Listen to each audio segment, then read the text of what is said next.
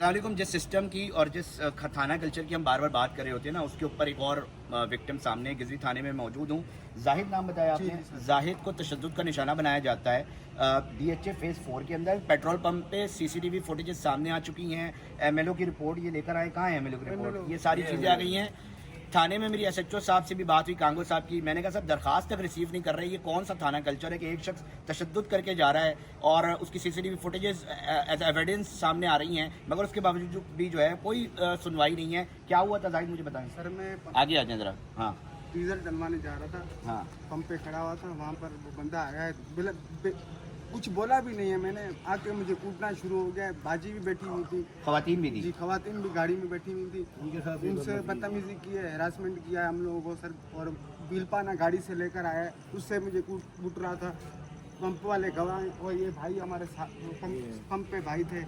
हाँ। अभी थाने वाले क्या कह रहे हैं आपको? कोई भी सर ये थाने नहीं MLO लिख के दिया है और इसकी हालत देख के उन्होंने लिख के दिया है। हाँ। अब यही MLO हम करा के लाए तो सर। FIR के लिए कितनी देर हो गई? सर हम लोग शाम से आए हुए हैं, तो तकरीबन 7 साढ़े 7 बजे 3 बजे से खड़े तो SSP माजूर साहब से बात हुई, DIG असद रजा सर साहब सबसे है, बात हुई। उन्होंने कहा FIR काटते हैं ये टाइम हो गया, आप कह रहे हैं मगर FIR नहीं काट रहे। कोई दबाव है SHO के ऊपर? आप जी क्या सर समझते हैं? ASP के ऊपर भी दबाव है, SHO सर के वो ऊपर भी अखिल दबाव डैडी है। करी मैं कोई उसका बेटा सर है। बात ये नहीं है, बात ये है कि कोई भी ताकतवर शख्सियत हो, अगर शख्स कोई सामने चीज़ें आ रही हैं, उसको इख्तियार किसने दिया कि कानून हाथ में लिया? सर कानून हाथ में ले लिया है तो ये अगर कानूनी रास्ते से इख्तियार कर रहे हैं तो फिर क्या वजह है कि इनकी सुनवाई नहीं हो रही? सवाल ये पैदा हो रहा है, ये सिस्टम क्यों मफलूज हो रहा है?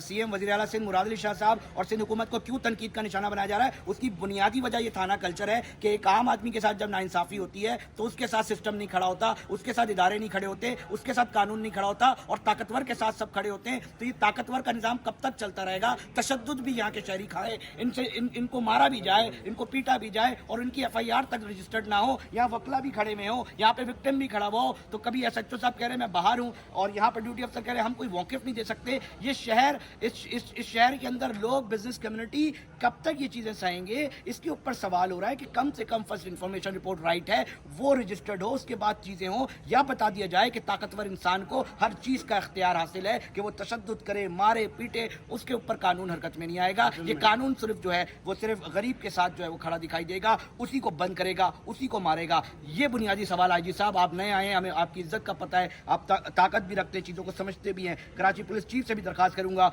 और ये एक केस नहीं है, न जाने कितने केस इस वक्त भी थानों के अंदर चल रहे होंगे। एक को मैं रिपोर्ट कर रहा हूँ, बाकी आपके ऊपर छोड़ रहा हूँ। बहुत शुक्रिया।